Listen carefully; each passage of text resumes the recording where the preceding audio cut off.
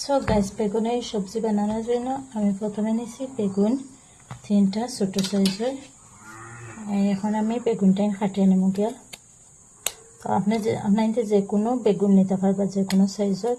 তো আমার কাছে ছোট সাইজের আসতো, তো আমি এটা কাটিয়ে নেব গিয়া।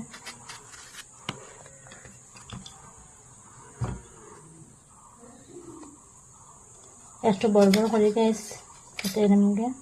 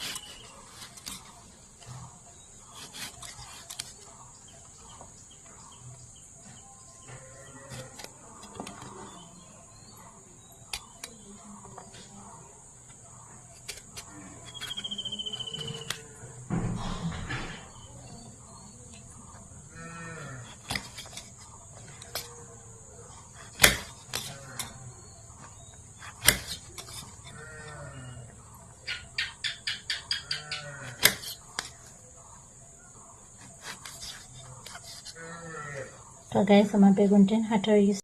এখন গাইস, আমার বেগুনটা কাটা হয়ে গেছে। এখন আমি একটা বল নিচ্ছি, নেওয়া পানি দিব সামান্য। এরপরে গাইস লবণ দিব সামান্য, দিয়া বেগুনটা ভিজাইয়ে থই দিব। আর এরকম করলে গাইস, যাদের অ্যালার্জি আছে তাদের কম হাজুয়ায় আর জ্বর আর লবণের পানিতে ভিজিয়ে রাখলে তেলও বেগুনে কম খায়। আর যাদের বেশ অ্যালার্জি থাকে তারা তো বেগুন না খাওয়াও ভালো। তো এখানেও লবণের পানি ভিজিয়ে তৈলে বেগুনের একটা যে কাঁচি কালারটাও ধরতো নাই। আর প্লাস অ্যালার্জি যারা থাকে তাদের কম হাজুয়াইব, আর যাদের তো বেশ থাকে তারা খাইতে না, স্কিপ করলো। এখন গাইস, আমি বেগুনটা সাইড করে নিয়েছি। এখন আমি আলু নিয়েছি একটা। তো আলুটা এরকম মাঝে মাঝে কাটিয়া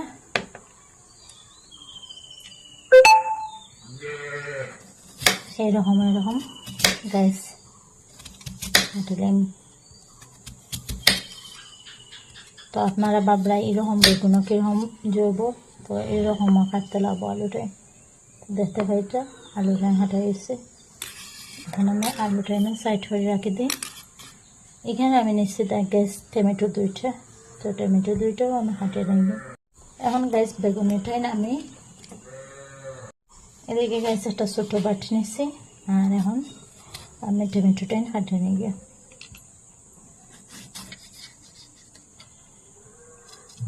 তো টমেটোটাই এরকম ছোটো ছোটো হয়ে কাটিয়ে দিন। তো বড়ো সাইজের তারপর গ্যাস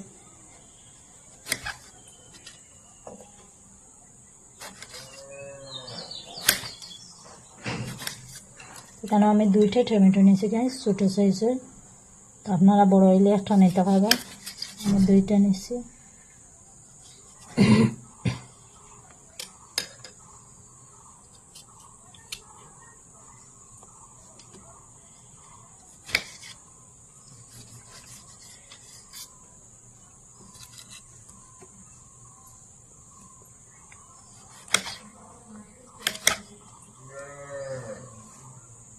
এখন গাইস, আমার বেগুনটা 5 মিনিটের মতো ভিজানো হয়ে গেছে। তো আমি বেগুনটা উঠিয়ে নেব গিয়ে।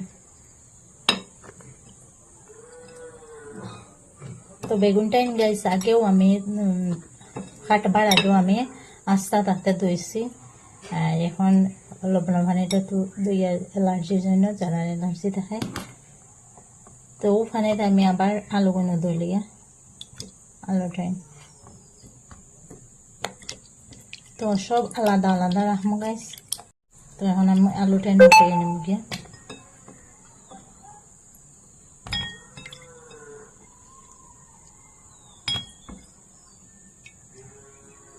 সো গাইস পানিটা কিছু খাল শেষ তো তাহলে আমি আবারও আলুটাই সামান্য পানি দিয়ে ধুয়ে নেব। এদিকে গাইস একটা প্যান বয়েছে, প্যানে তেল দিচ্ছি। এখন আমি আলুটা দিয়ে দিই।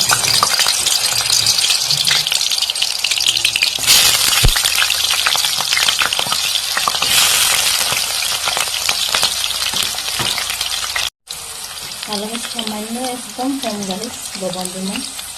লবণ দিয়ে আলুটা ভাজিয়ে নেব।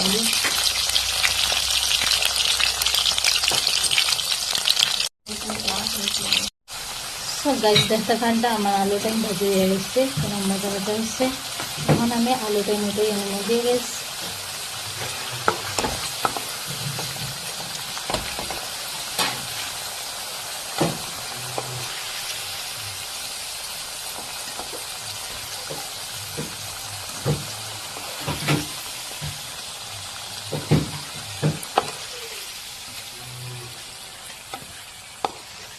এখন আমি আলুটা মতো এনেছি গিয়ে।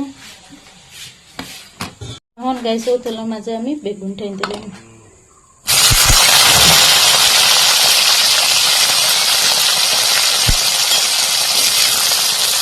এখন গাইস আমি আবার সামান্য লবণ দিব, একদম কম গাইস, যেরকম আমার বাড়ছে না। এখন আমি বেগুনটা বাজিয়ে নেব।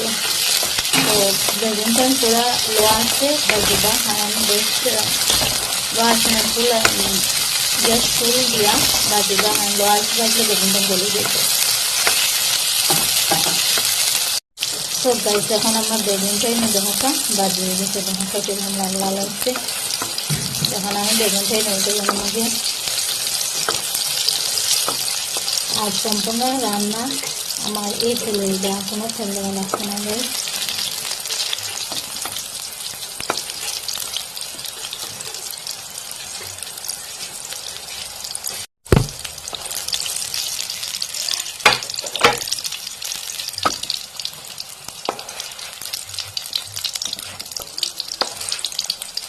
দেখতে পাচ্ছি গাইস আমি বেগুনটাই মধ্যে এনেছি, আমি এখন ফুল জড়াই জড়াইয়া বেগুনের মধ্যে।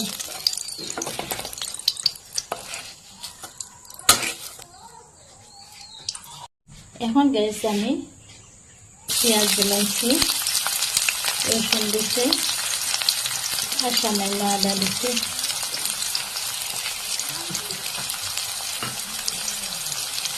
তো এটা আমি সামান্য বাজিয়ে নেব।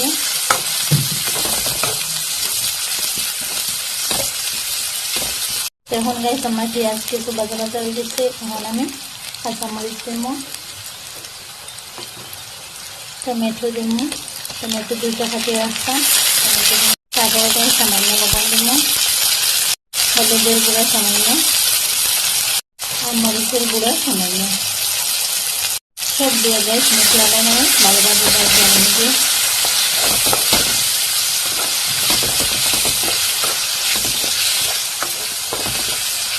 তো টমেটো বাজি হইতে গাইস বেশ সময় লাগে না, কারণ টমেটো জলদি কাঁচা হইতে। এখন গাইস টমেটো একটু বাজা বাজা হয়ে যাইছে, এখন বেশ নরম হইতে দিতে। এখানে আমি দিলাইমো বাজিয়ে রাখা যে আলু, আর এখানে দিলাম। এখন আলুটা দিয়ে বাগাবো নাড়িতে, আলুটা তুলে বাজিয়ে দিব। গাইস আমি কিছু সময়ের জন্য ডাকিয়ে দিলাম আলু সিদ্ধ হওয়ার জন্য। এখন গাইস আমি 5 মিনিট করে চেক করলাম। তো দেখুন আমার আলুটা একদম আলু একদম গোলা গোলা বাজা দিচ্ছে। এখন আমি দিয়ে দিলাম ভাজিয়ে রাখা বেগুন।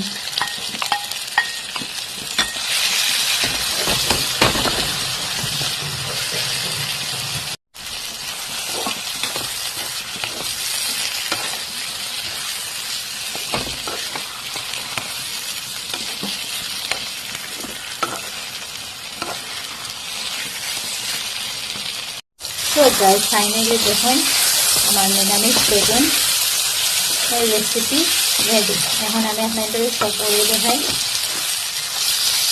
তো দেখতেও লাগে সেটা কত মজা হয়েছে না, দেখতেও মনে হয় খাইবা খাইবার।